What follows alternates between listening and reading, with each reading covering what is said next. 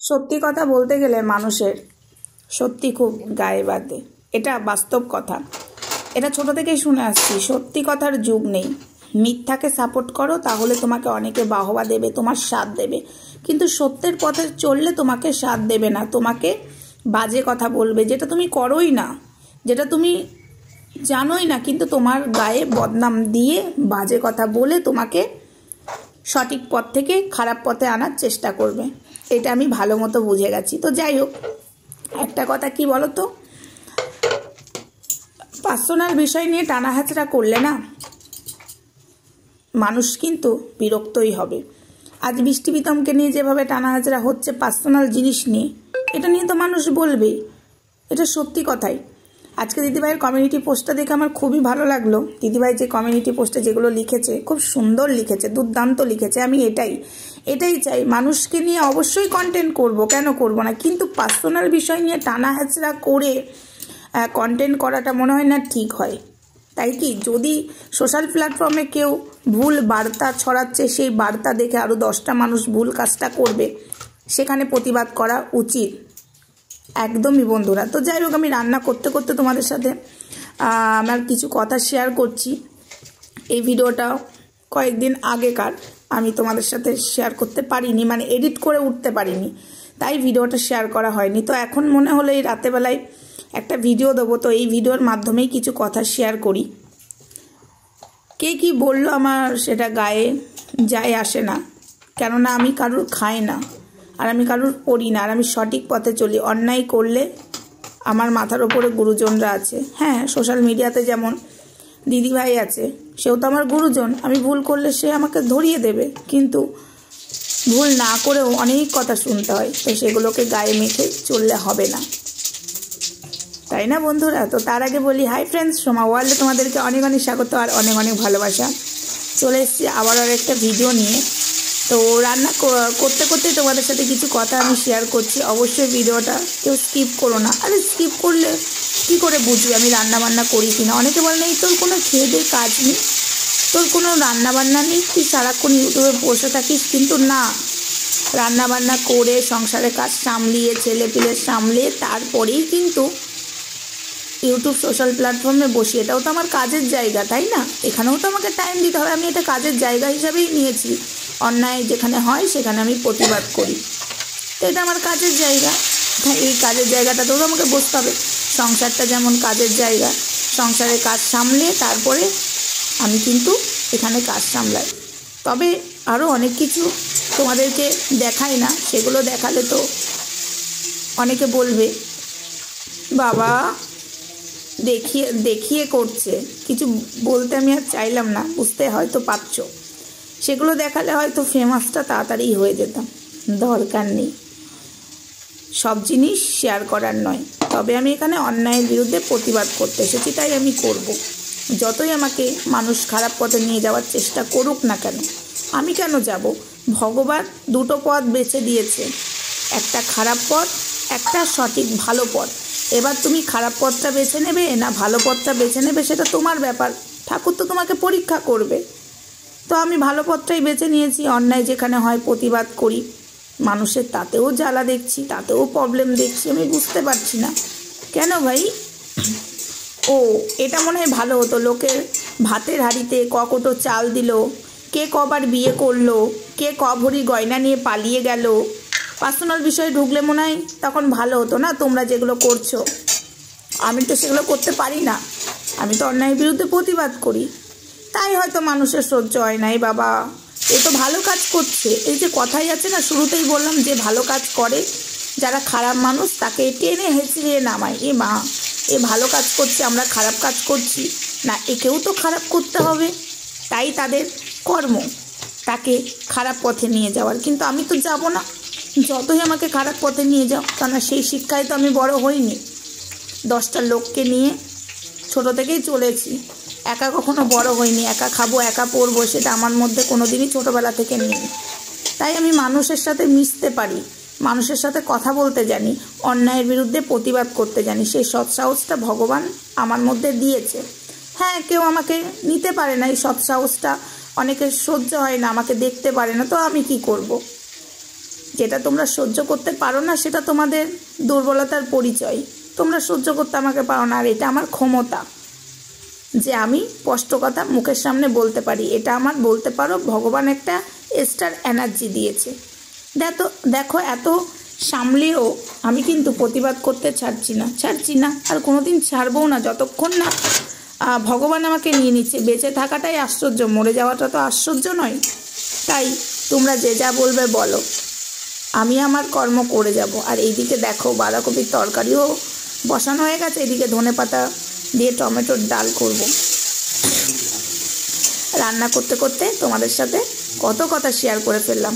রান্নাটাও আমার কতটা এগিয়ে গেল, কথাও শেয়ার করা হলো, প্লাস রান্নাও দেখানো হলো। অনেকে বলে তোর তো কোনো খিদে কাজ নেই, তাই ভাবলাম এরকম ভিডিও না অনেকগুলো আছে জানো তো, এখনও এডিট করেই উঠতে পারিনি।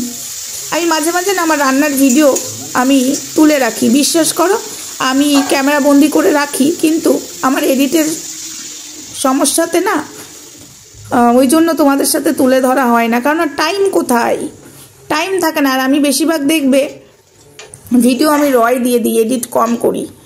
আর ব্লগ রান্নার ভিডিও এগুলো এডিট না করলে না হয় না, তাই না? তাই কারণে তো যাই হোক, আমার রান্নাঘরটা তোমাদের মতো চকচকে নয়, থকথকে নয়, কিন্তু পরিষ্কার পরিচ্ছন্ন, কোথাও নোংরা দেখতে পাবে না। আর টাইলস বসানো নেই, এটা নিয়ে আবার কেউ ব্যঙ্গ করো না। কোয়ার্টারে রান্নাঘরগুলো এরকমই, আমার তো নিজের রান্নাঘরের মতন এগুলো কোয়ার্টারের রান্নাঘর, তাই এরকমই আমার রান্নাঘরটা, ঠিক আছে? আর এখানে একটা টাইলস দিয়ে রেখেছি এই কারণে যাতে তেল ছিটাগুলো দেওয়ালে না লাগে, এই কারণে এই টাইলসটা দেওয়া আছে। কেউ আবার বলো না বাবা তোর রান্নাঘরে তো টাইলস বসানো নেই, কি করে বসানো থাকবে বলো? কোয়ার্টারের রান্নাঘরগুলো তো এরকমই, তাই টাইলস বসানো নেই, তাই ওর জন্য বলে দিলাম। কিন্তু আমার রান্নাঘর, আমার গ্যাসের ওভেন, আমার কড়াইটা দেখছো তো? সবাই বলো না যে নিজেই সেজে বুঝে থাকিস, ঘরে কি কাজ করিস বোঝাই যায়। তো দেখো আমার মুখটাও যেমন চকচক করে, আমার কড়াইগুলো, আমার বাসনগুলো সবই চকচক করে, বুঝেছো? আমার কড়াই দেখলেই বুঝতে পারছো। একটা জিনিস তোমাদেরকে আমি বলি এই কথার মাধ্যমে, দেখবে যার রান্নাঘর পরিষ্কার থাকে, যার কড়াই পরিষ্কার থাকে না, তার সব পরিষ্কার থাকে। আর কিছু মানুষ দেখবে নিজে ফাট ফুট দিয়ে সেজে গুজে বসে থাকে, কিন্তু তাদের কড়াইয়ের অবস্থা দেখলে এই যে কিছু মানুষ জ্ঞান দেয় না, আমি তো দেখেছি কড়াইগুলোর যা হাল, কেউ কিছু মাইন্ডে নিও না, বিশ্বাস করো। দেখেই মনে হয় যে এরা কতটা ঘরের কাজ করে। সত্যি কথা বলছি, আমার কড়াই দেখে বুঝতে পারছো আমার বাড়িতে কিন্তু কাজের লোক নেই, আমি নিজেই কাজ করি। আমার বাসন মাজার ব্লগ ভিডিও আছে, আমার এই চ্যানেলে অনেক ভিডিও আছে, তোমরা দেখলেই বুঝতে পারবে। হয়তো থাম্বনেল দেখে বুঝতে পারো না, কিন্তু তোমরা যদি আমার চ্যানেলটা ভালো করে ঘাটো তাহলেই বুঝতে পারবে। সোমা শুধু প্রতিবাদমূলক ভিডিও দেয় না গো, ব্লগ ভিডিওও দেয়।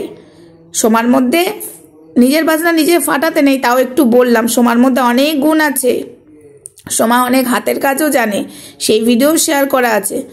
আর কিছু মানুষ তো দেখি বাদই দাও, তাদের কোনোদিন আজ পর্যন্ত ব্লগ দেখলাম না, হাতের কাজ তো দূর কি বাদ, তারা আবার আমাকে জ্ঞান দেয়, ভেবেও না আমি খানিক হাসি পাই। সত্যি, যাক তারা আমাকে জ্ঞান দিয়ে যদি শান্তি পায়, তাদের খাবার যদি হজম হয় হোক না, আমি তাদেরকে কিছু বলবো না, কারণ সবাইকে কন্টেন্ট বানানো যায় না। আর ব্লগ নয়, ক্রিয়েটার টু ক্রিয়েটার কি কন্টেন্ট করব? কন্টেন্ট তো সেখানে করতে হয় যেখানে অন্যায় হচ্ছে, অন্যায়ের বিরুদ্ধে প্রতিবাদ করা উচিত, সেটাকে কন্টেন্ট বানাও। এই যে মঙ্গলা অন্যায় করছে, শ্যামসুন্দরী মন্দিরে পুরোহিতরা অন্যায় করেছে, ভগবান দেখেছো তো সাজা দিয়ে দিয়েছে। তো এই দেখো বেগুন কুচো কুচো করে দিয়েছি, এটা আগে ভেজে নিচ্ছি, এটা দিয়ে মূলোর শাক ভাজা হবে, খেতে কিন্তু দুর্দান্ত লাগে। বেগুনটা আগে লাল লাল করে ভেজে নেওয়ার পরে তারপরে মূলোর শাকটা যেভাবে রান্না করো সেভাবে রান্না করার পরে নামাবার আগে যদি বেগুন ভাজাটা দিয়ে আর একটু নেড়ে নাও শাকটা, এত সুন্দর লাগে না, সেই ইয়াম্মি, বুঝেছো?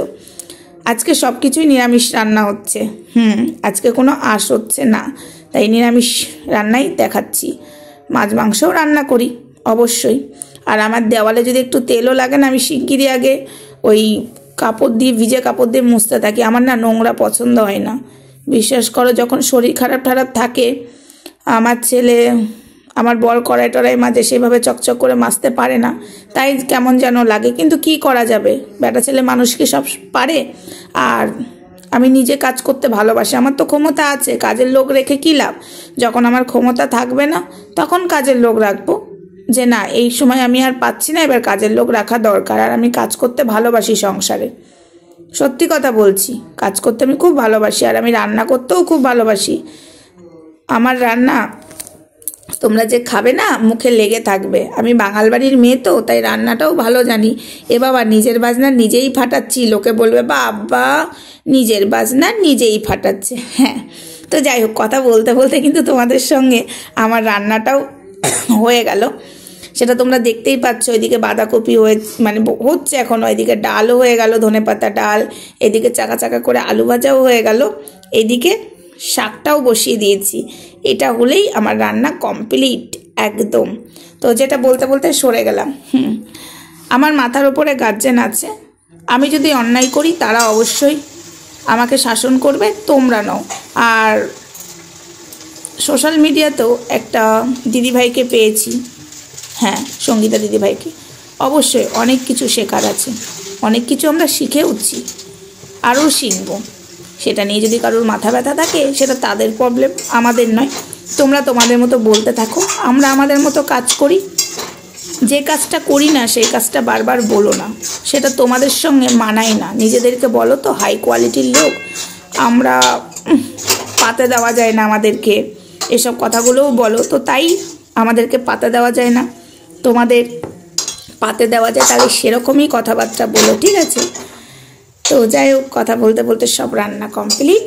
আর একটা কথা বলি, সঠিক পথে থাকলে আমি জানি কন্টেন্টের অভাব হয় না, তাই না? আর যারা সঠিক পথে থাকে না তাদেরই কন্টেন্টের অভাব হয়। এই দেখো বাঁধাকপিটাও হয়ে গেল, কেমন হয়েছে আমাকে জানাবে কিন্তু, না খেয়ে নয় দেখে জানাবে। চলো, এই ভিডিওটা ফেসবুকে আর দেবো না, ইউটিউবেই দেবো, কারণ ফেসবুকে এইভাবে ভিডিও দিলে না খুব অসুবিধা হয়। ফেসবুকের আবার আলাদা টাইপের দিতে হয়, তো ওই কারণে। তো চলো, টাটা।